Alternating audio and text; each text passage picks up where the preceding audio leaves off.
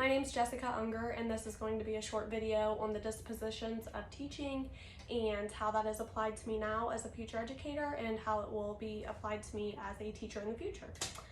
Thank you for taking the time to watch and listen. I think that the disposition I possess that will make me a successful teacher is the passion that I have for teaching.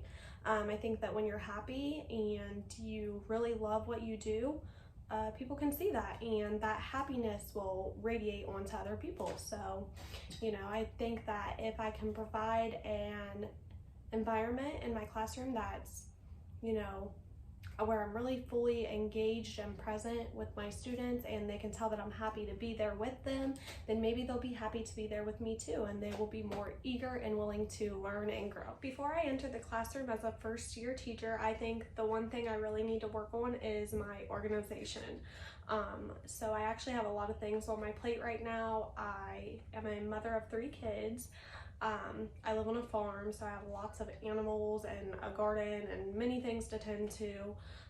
I work full-time, and then obviously I am a college student attending online. So with that, there is some disorganization, not just like in my house, but also with like scheduling and planning and things of that nature too. And I think that organization is really important because that provides structure, and you really want that in your classroom because it will minimize disruptions and distractions for sure. So also, if I conduct myself in a professional way, then my students and parents and guardians and coworkers, they're all going to take me more seriously. So that's definitely something that will need to be worked on. To wrap up this video, I just want to cover a few things that I think are important for a teacher to display in their classroom.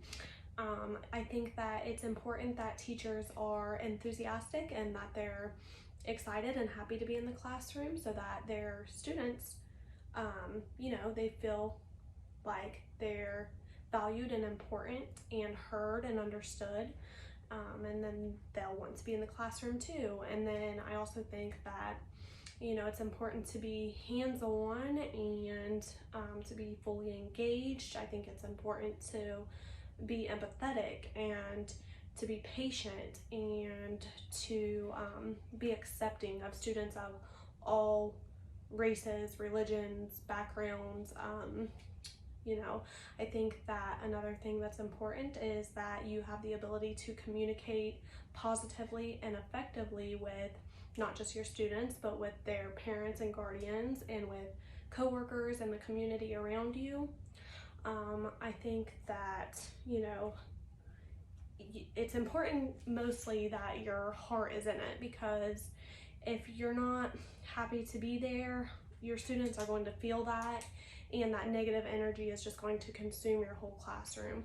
I think that sometimes people get into this profession because they think that it's an easy job, or they think it's short hours, when really there's so much beyond the classroom and just the time that you spend in the classroom that really goes into it. And they think, okay, well, I'll get holidays or summers off, and it's not a career that you should pursue unless your heart is really in it. So yeah, ultimately I think it's just about being, excited to teach and to be in the classroom and loving what you do and conducting yourself in a professional manner.